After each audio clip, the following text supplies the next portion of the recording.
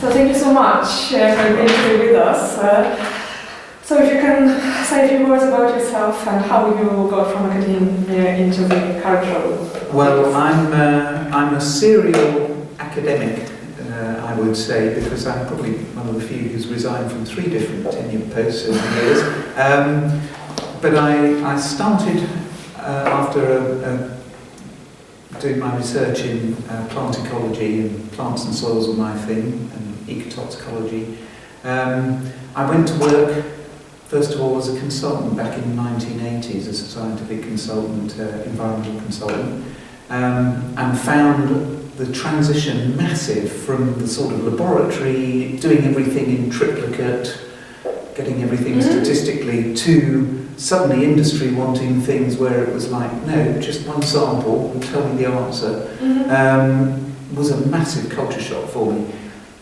Several years of working in that environment took me to then deciding I would go back into academia, because I couldn't find staff that were appropriately qualified. So I went back to academia, to Coventry University, and set up a master's programme there to train people with the skill set that I thought was needed to be effective environmental consultants. Successful programme, it's still running now, lots of people, hundreds of students have gone through. But I didn't want to stay in academia, so I've hopped to and fro over the years between being in industry and being in academia, because I'm a lifelong learner, I think. And I love the teaching and the training and the mentoring with students, but I also like to see stuff happen. So I want to make sure that things actually happen out there. So my most recent role is as the Enterprise Programme Manager for MPLS. Before that, I was working for Innovate UK in a knowledge transfer partnership network. And the whole of this is about trying to help people to see how they can really make a difference, make an impact with their research in all sorts of different ways. And using commerce as well as fine publications can be a really good way of making an impact. So that's my area of interest, and why I've constantly hopped to and fro, because it felt like that was the best way to be effective. Well, thank you for sharing this. And in terms of the transition, what kind of challenges did you encounter, and how you overcame them? Well, I guess biggest challenge, as I say, was the cultural one originally, of thinking, but we can't do that, it's not scientifically legitimate, and trying to compromise to educate clients that they needed in order to be legally covered, to have things where I could, as a scientist, say, yes, I'm quite happy to put my name to this result. That meant having a mean figure, and therefore 3 samples at a minimum, from anything I did. That was quite a journey, but a productive one, because people gradually understood what the point was. But I had to learn to frame things in such a different way, because I'd be framing it as, well, you're not legally covered, or thinking about the costings and so on. Coming back into academia, then it was a challenge in the other direction, to get people to think about, well, why would industry be interested in funding your research? What is it that they're going to get out of it?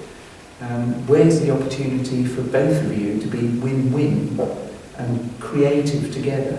And I found that has been, over the years, not least because of the ref, been quite a journey. But now, with the impact higher on everybody's agenda, there's, I think, a lot more opportunity for people to see that in a positive light. Would you do anything different when you were doing your PhD, looking back? In terms of my PhD and the things I did after that, I wouldn't change any of it, because I really enjoyed. I love doing pure research. Having said, I like to do applied, I just found it intellectually absolutely fascinating, following through, designing experiments and watching all those things harvest data from which sometimes you thought, oh, that's not what I wanted, but again, it was a great learning experience. I think a PhD is just the most fantastic opportunity to learn, to be educated on the sort of exponential part of the curve that you could have. So I wouldn't want to detract from people doing that.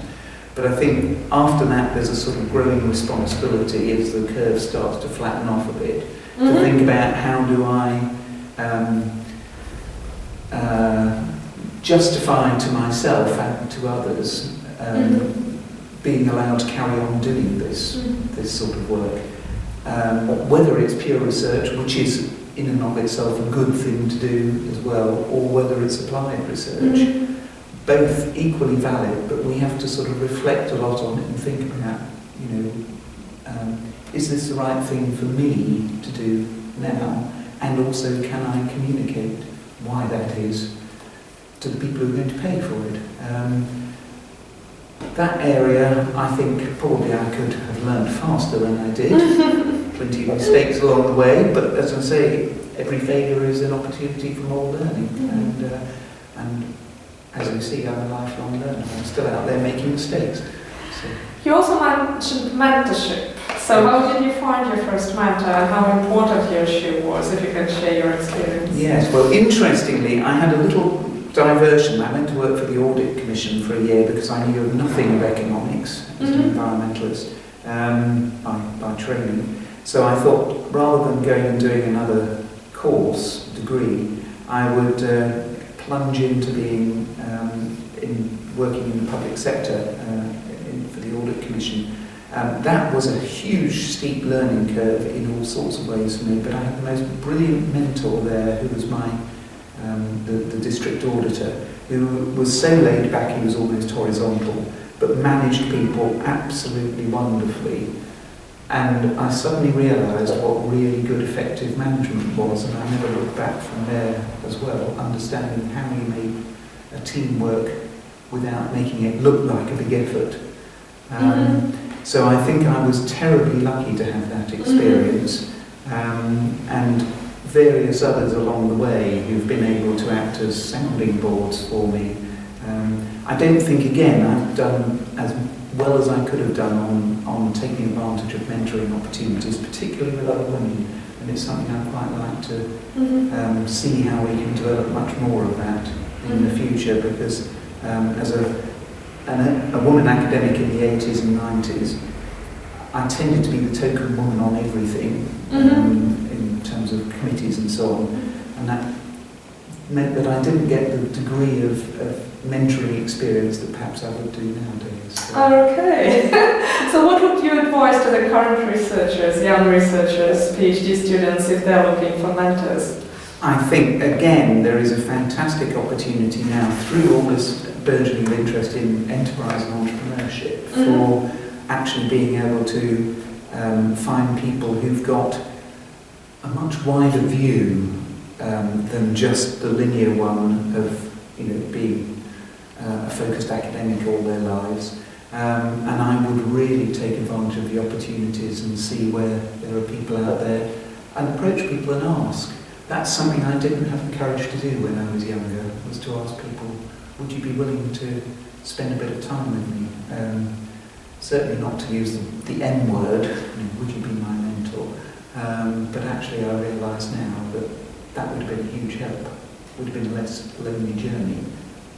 And what kind of qualities do you think should the mentor have? An ideal mentor, let's say. I think a real openness, and these have to be really good.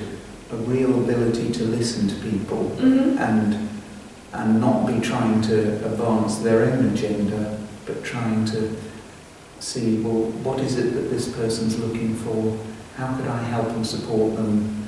Not necessarily saying, go there, do that, but acting as a sounding board and reflecting back to help that person explore for themselves, because that's what this is about. It's about going on your own journey, but with somebody there from time to time to walk beside, rather than feeling that you're absolutely on your own. Well, brilliant. Thank you so much for being with us. Thank you.